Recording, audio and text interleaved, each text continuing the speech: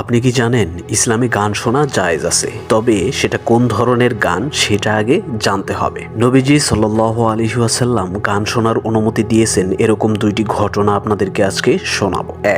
একবার ঈদের দিনে কিছু মেয়ে তফ বাজিয়ে গান গাইছিল। তখন হযরত আবু বকর রাদিয়াল্লাহু তাআলা আনহু নিষেধ করতে গেলেন। রাসূল সাল্লাল্লাহু আলাইহি ওয়াসাল্লাম আবু বকর রাদিয়াল্লাহু তাআলা আনহুকে বললেন, হে আবু বকর, ওদেরকে ছেড়ে দাও। প্রত্যেক জাতির একদিন উৎসব থাকে, এটি আমাদের ঈদের দিনের উৎসব।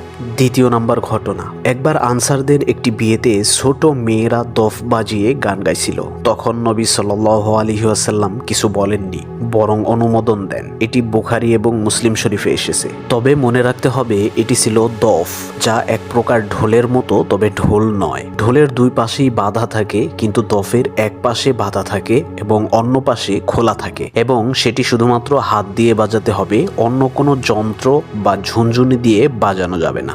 সূরা লুকমানের ৬ নম্বর আয়াতে আল্লাহ তাআলা বলেন, লোকদের কেউ কেউ আছে যারা অজ্ঞতাবশত আল্লাহ তাআলার পথ থেকে বিভ্রান্ত করার জন্য অবান্তর কথাবার্তা ক্রয় করে। অধিকাংশ তাফসীরবিদ বলেন অবান্তর কথাবার্তা বলতে এখানে গান সঙ্গীতকে বোঝানো হয়েছে।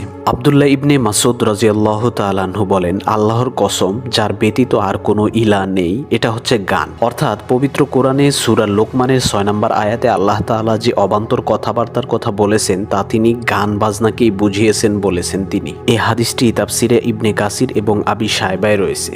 কিন্তু কিছু নির্দিষ্ট গান শোনা জায়েজ হতে পারে, যে গানগুলো ইসলামিক সীমানার মধ্যে থাকে। ১. যাতে অশ্লীলতা নেই। ২. যা নারী পুরুষের মধ্যে ফিতনা সৃষ্টি করে না। ৩. যাতে শরীয়ত বিরোধী শব্দ বা বার্তা নেই। ৪. যা হারাম কাজে উৎসাহ দেয় না। ৫.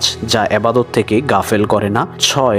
যে গান শুধুমাত্র মুখে গাওয়া হয়, অর্থাৎ অন্য কোনো বাদ্যযন্ত্র থাকে না। ৪ জন ইমামের মতামত আপনাদেরকে জানাবো। ১. ইমাম মালিক রহমতুল্লাহি আলাইহি বলেন, যে ব্যক্তি গানকে নিয়মিত শোনে সে ফাসিক, অর্থাৎ পাপিষ্ট।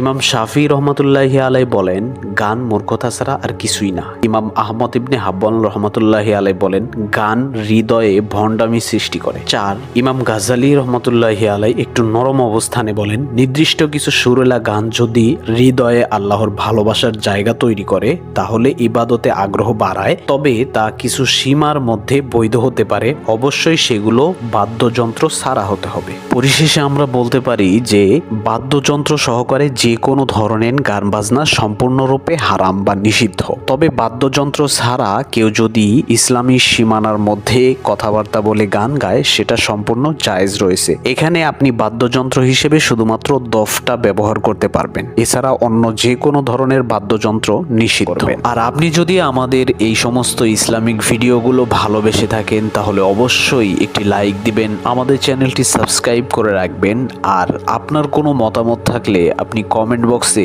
লিখে দিতে পারেন। ধন্যবাদ।